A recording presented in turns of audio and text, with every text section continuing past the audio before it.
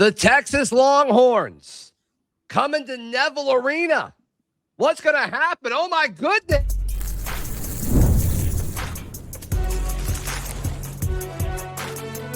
You are Locked On College Crossover, part of the Locked On Podcast Network. Your team every day. Yes, welcome on into this crossover edition of Locked On Auburn and Locked On Longhorns. I'm Zach Blackerby, host of Locked On Auburn. He's Brad Kellner. The people call him BK, host of Locked On Longhorns. Thank you so much for making us your first listen every single day. Texas coming to Auburn Wednesday night, 6 o'clock tip. That's the time that all of the basketball games during the week should be played. BK, Texas shocks Georgia over the weekend. Auburn shocks Florida over the weekend. Two teams feeling good.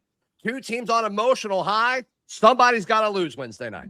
Somebody's got to lose Wednesday night. Yeah, and for Texas, the bad news is Auburn is a team not in the top 25. The Longhorns have beaten 3 ranked SEC opponents this year. They're 3-0 against ranked SEC teams. They're 0-4 against unranked SEC teams. So maybe good news. I know Auburn fans are a little bummed that they're not in the top 25, and maybe this year hasn't gone exactly the way that y'all had hoped, but perhaps some good news that you are unranked with Texas coming to town. This is that's interesting. And the irony is if Auburn does beat Texas on Wednesday night, like I think there is an argument for them to be ranked. So the interesting aspect of this is like, this is an Auburn team that a month ago I was like, I don't know. I just don't know.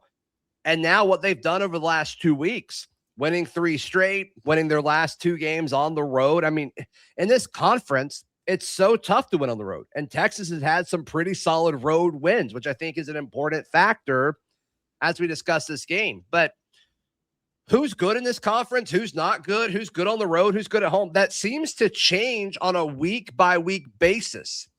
And just from the Auburn point of view, it does seem like Auburn kind of sees a path to being able to turn their season around. They went to Oxford and won. They went to Gainesville and won for the first time in 30 years. What were you doing in 1996? I was 2 years old.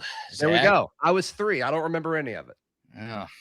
Yeah, I'm sure I was having a good time, as were you. But yeah, that was the last time Auburn won celebrating the last Dallas Cowboys Super Bowl, I think, around that time. Okay, nice. The Patriots are in the Super Bowl again this year, which is exciting. Yeah. But all in all, like I think Auburn does feel some serious momentum.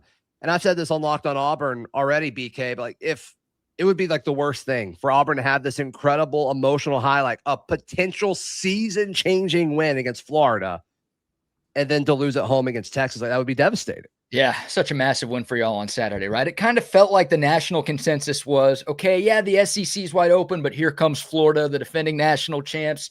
They're coming into their own. They're clearly the best team in the league. And then, I mean, Auburn controlled that game. Your listeners obviously know this. Like, Auburn controlled that game. That wasn't a fluke. It's all they got a couple of breaks, a couple of bounces went their way, a couple of calls, whatever. Auburn was the better team in the swamp on Saturday. So, yeah, it feels like Auburn's figuring some things out a little bit. I mean, Keyshawn Hall is a freaking dude, one of the transfer portal steals from the offseason.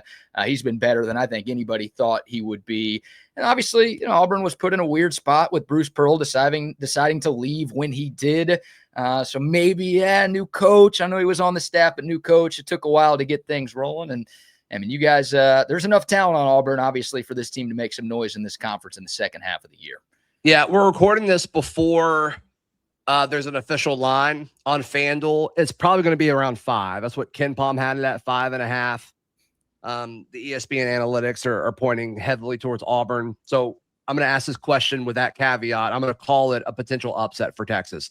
If Texas were to pull off this upset, what do they need to do, BK? Well, I mean, it starts with, I think, defending Keyshawn Hall, and a lot of teams have had trouble doing that, and that's sort of the biggest worry for me is I just don't know if there's anybody on this Texas team that matches the size and strength and skill set that Keyshawn Hall brings to the table. Texas, offensively, they've been a really good offensive rebounding team, as has Auburn, but Texas attacking the glass, getting some second chances would help. And the Longhorns just not turning the ball over. One thing that Texas did really well against Georgia was they didn't allow Georgia to get out and run. I mean, Georgia was number 1 in the country in scoring offense, averaging 95 points per game. They're also number 1 in the country in fast break points. and Texas held them to just 7 transition points. So if the Longhorns can prevent the live ball turnovers, not let Auburn get out and run and get some easy buckets in transition, there's 3 different things right there. You asked me for one, but if Texas does those 3 things really well, then they've got a shot to pull off the upset. Which, I mean, those 3 things could fall into just like play solid team basketball and don't make mistakes, right? And I think that's something that Auburn is getting better at defensively. I mean, they couldn't stop anybody at the start of the season, and they had a tough non-conference schedule and all of that.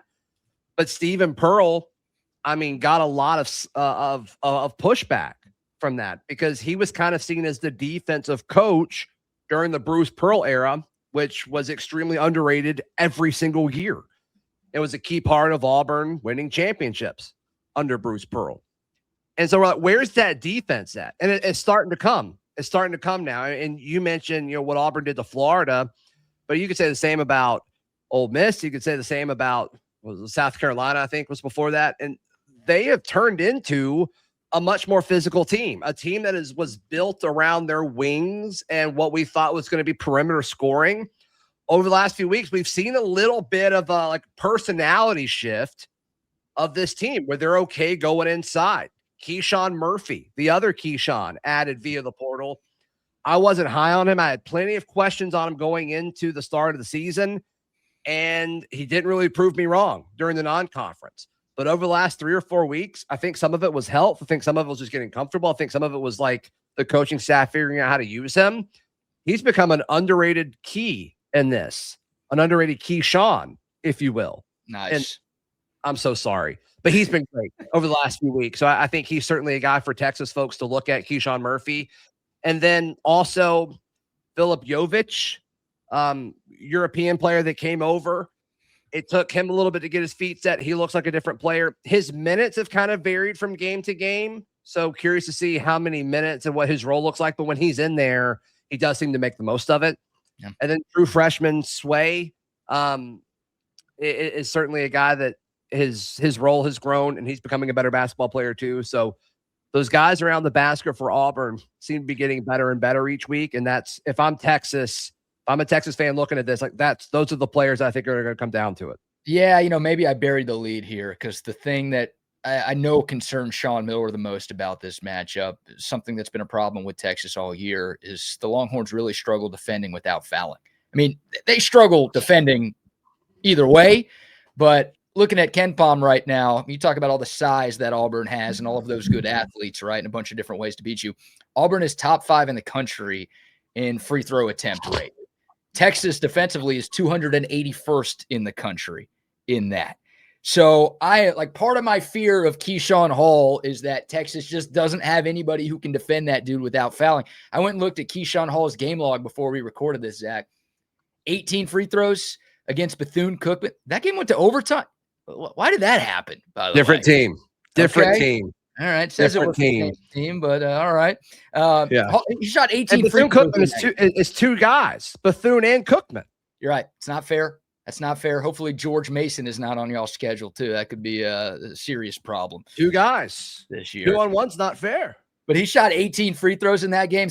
I am expecting, I don't know if 18 is what he's going to get. I'm expecting him to shoot 10 free throws. I'm expecting a few guys to get to the line a bunch. I mean, Sean Miller went about as viral as you could be for a Texas basketball coach.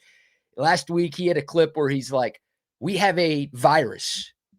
It's a fouling virus. We will foul the living S out of you. He said that, and he's right. So it's been a problem for Texas this year. That's something you talk about Auburn's size. And again, those good athletes that they have on the low block. If they can't defend without fouling, Auburn's going to shoot 30 to 35 free throws as a team. And it will be a relatively easy win. Yeah. And early on, Auburn did not shoot well from the free throw line. And over the last few weeks, that's changed. Something's clicked with this team. This is a different team over the last 2 weeks than we've seen everything prior. Let's give our picks and predictions next after this word from Mazda. Hi, everyone. I'm Kalia Butler, host of Locked On Women's Basketball, and this is Mazda's Women's Basketball Snapshot, celebrating the work no highlight reel can ever capture. The WNBA has released its 2026 schedule featuring a 44-game regular season beginning on Friday, May 8th. The league's historic 30th season includes expansion teams Portland Fire and the Toronto Tempo, with opening weekend highlights such as Caitlin Clark and the Indiana Fever hosting Paige Beckers and the Dallas Wings, and a rematch of the 2025 finals between the Aces and the Mercury. In Unrivaled, Miami felt the breeze as Paige Beckers powered the breeze to a 75-68 win over the Lunar Owls, finishing with 28 points and 7 assists. She was joined by 20-year-old Dominique Malunga, who added 21 points, 8 rebounds, and became just the second player to ever dunk in an unrivaled game.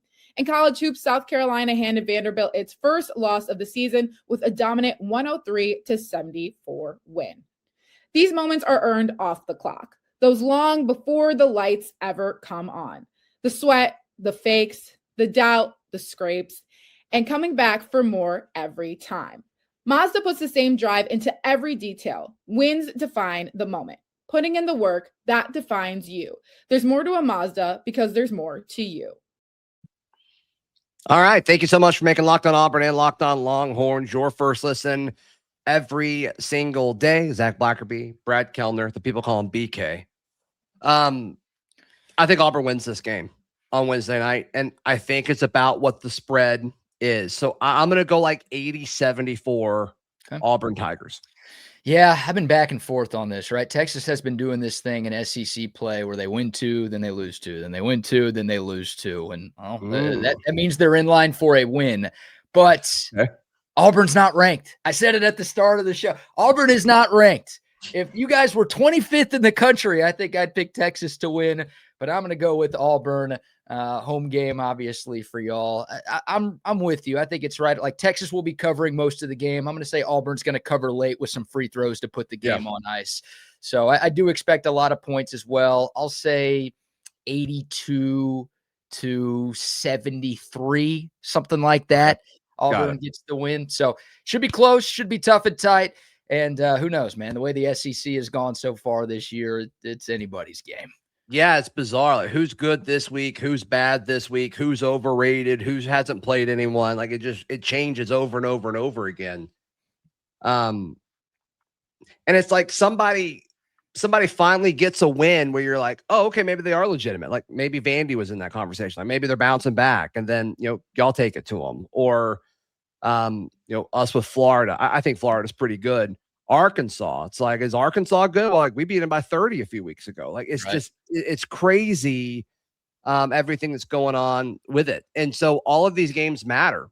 I think, in the span of this, over the next like month or so, you're going to see some separation, because at the top, it's very close. Yeah. I mean, Brad, if Auburn had that last second shot from Keyshawn Murphy against Texas A&M overturned, but it's wild to think if that doesn't get overturned, Auburn's first in the SEC right now. It's crazy. And like the mindset around Auburn is that like they're not this good team and that they're slipping. And it's like, really, they're a 1/10 of a second away from being in a prime spot in the conference. So the perception of all these teams, like, they're all over the place, and it's going to take time to figure out which perceptions are actually right and which ones are wrong.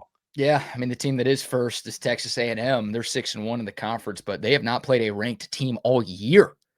They've not played. So, like, I saw in the latest Joe Lenardi bracketology, he has them as an 8 seed, like first place in the SEC. That's usually you're the 1 seed in the tournament, maybe the overall number 1 seed. What a difference a year makes. Goodness gracious. Yeah, we were talking about it, off the air. It's like last year, the SEC had the best year any conference in college basketball has ever had.